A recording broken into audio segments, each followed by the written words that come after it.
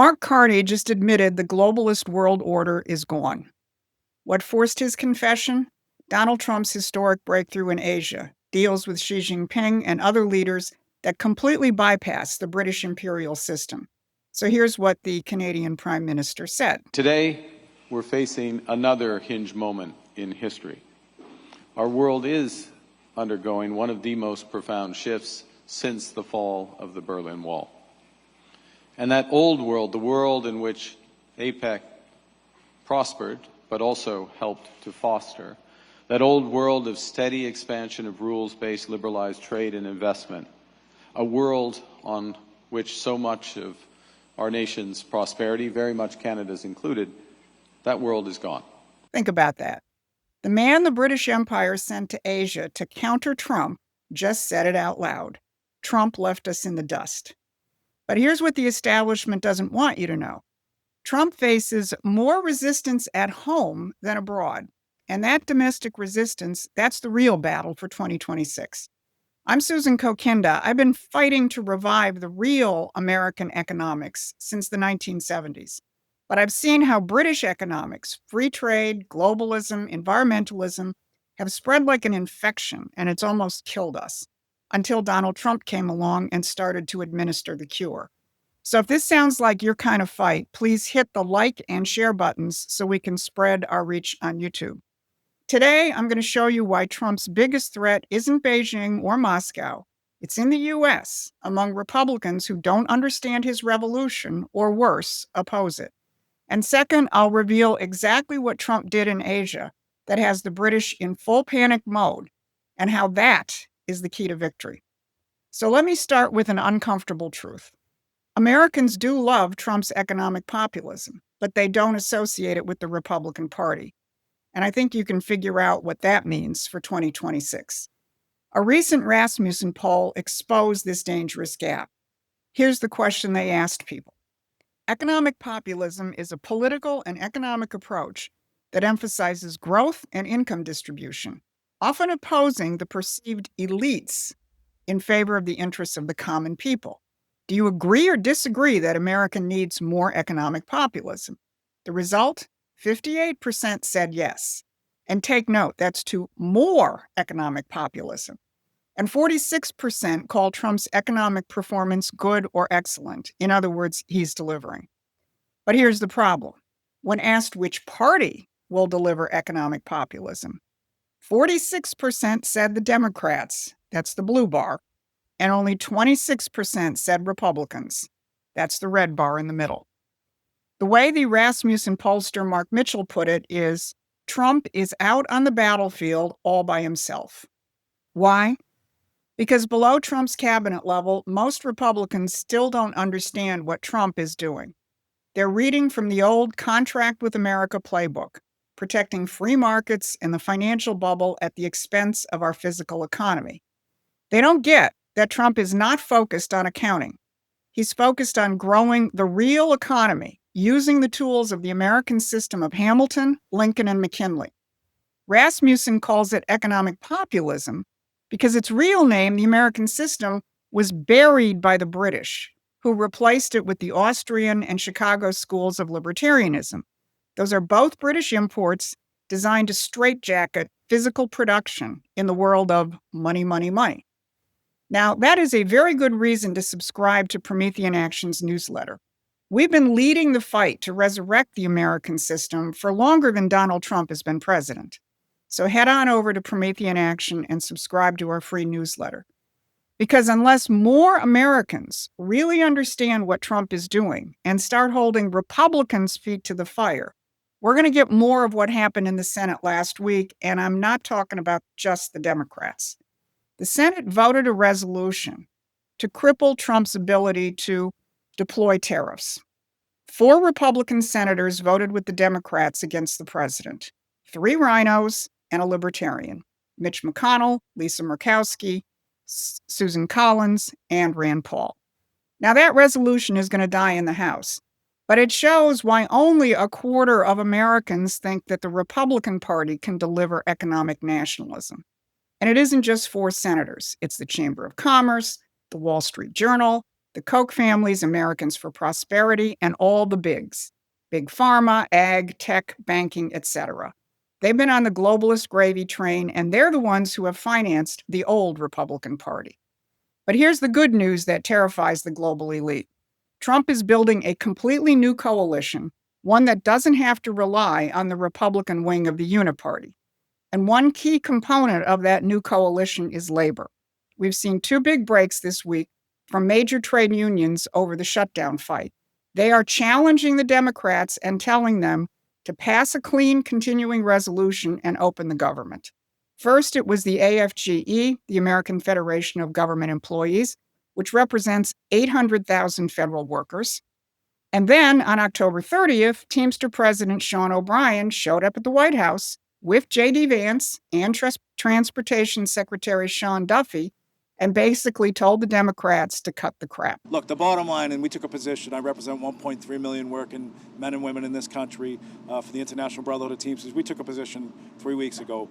Pass a clean CR, get to the table, negotiate a deal. Do not put working people in the middle of a problem they should not be in there. And we got to think about the families that are going to be affected.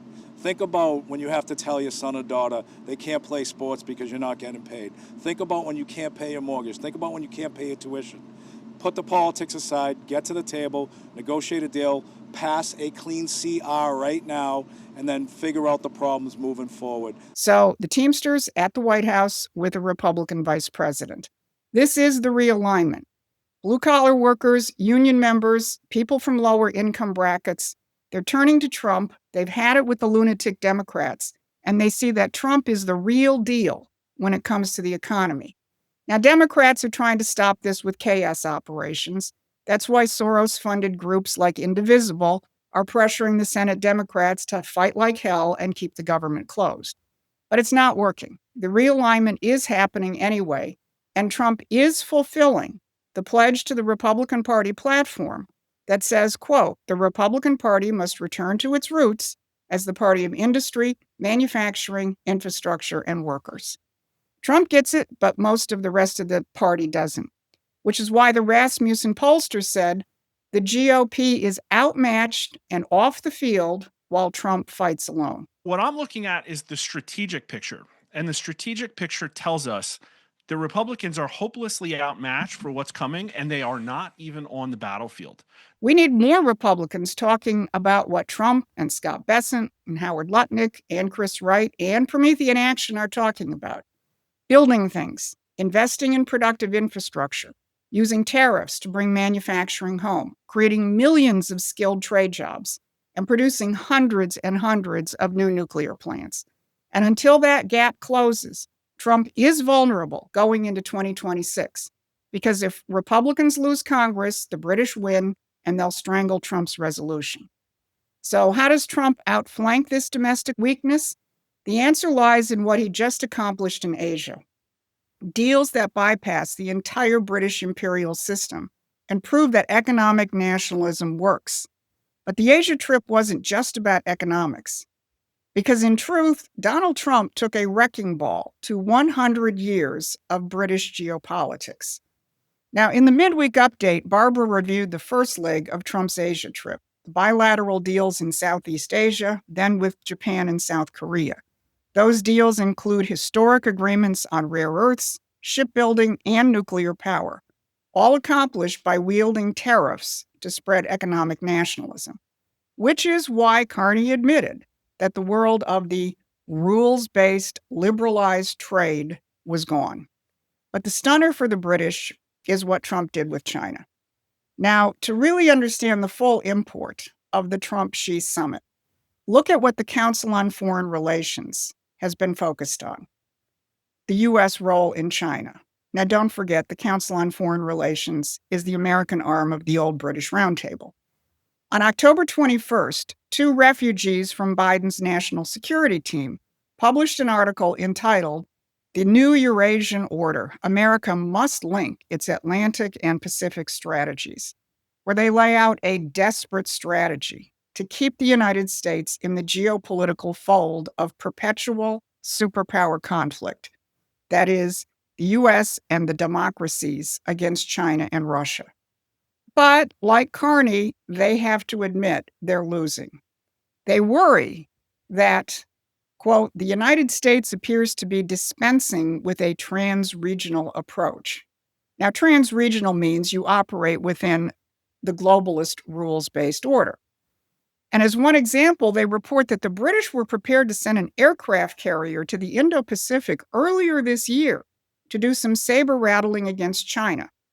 U.S. Defense Undersecretary Elbridge Colby delivered the message, stay out, we don't want you here. Because Trump is not interested in British-run security or economic blocs in Asia any more than in Europe. He wants to deal nation to nation with China, and he did. Trump diffused the rare earth embargo threat, made progress on curtailing fentanyl, and arranged major Chinese soybean purchases over 3 years in exchange for reducing tariffs on China. And over again, he stressed his great relationship with Xi Jinping and how both countries will benefit. Now, the CFR and the British were counting on keeping the geopolitical great game going, playing the United States and China off against each other. But without America and China, and for that matter, Russia, playing along, the great game isn't so great.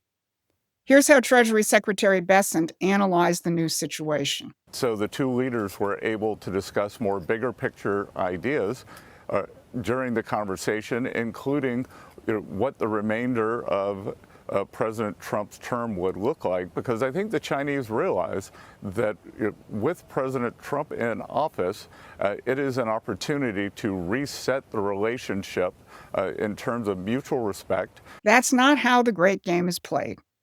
They want to create permanent tensions, keep everyone dependent on the international order controlled by London and Wall Street.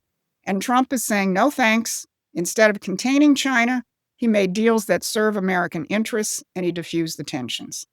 Now apply some of those same lessons to Russia. Last week, Trump posted a media post saying we should resume nuclear testing. The anti-war crowd had a fit. But what did Trump say when he was pressed on this? Do you worry that we're entering a more risky environment when it comes to nuclear issues? No, I don't think so. I think we have it pretty well locked up. But we have more than anybody. But I see them testing. I say, well, if they're going to test, I guess we have to test. I'd like to see a denuclearization because we have so many, and Russia has some. Russia's second, and China's third, and China will catch up within 4 or 5 years. I think de-escalation would be, they would call it denuclearization, would be a tremendous thing. That's what Trump really wants. He wants denuclearization. Instead of permanent confrontation with Russia, he talks about denuclearization. And as Russian envoy Kirill Dmitriev stressed in his recent U.S. visit, mutual economic benefit, like the long-proposed Bering Straits tunnel. Bessent threw out another great project benefiting many nations. In terms of the Japanese buying Russian oil, they buy, I think, a substantial amount of LNG, about 10% of their needs from Russia. And I believe over time they will be weaning off of that, and they will be part of a very large pipeline project that the U.S. is constructing in Alaska. The Koreans may be part of it. And President Xi unilaterally in the meeting today brought up that the Chinese might like to be part of it. Think about that. Pipelines which will benefit Japan, Korea, and China in Alaska, and tunnels with Russia. Indeed, the old order is over. So let's bring it back to 2026. Trump is delivering real economic progress for the American people. That's what the Asia trip was about. And if Americans rediscover their heritage as builders, and we use this to kick the Republican Party into the MAGA world, we'll lay the basis for the big wins we need in 2026. This is why Promethean Action exists. We're educating the new Republican coalition because most Republicans, again, below the cabinet level, don't get economic nationalism. That's what makes Trump vulnerable in 2026. We're organizing in key states to build a MAGA base that understands Trump's revolution. So join Promethean Action, become a paying member. We'll educate you so you can help build this new Republican coalition.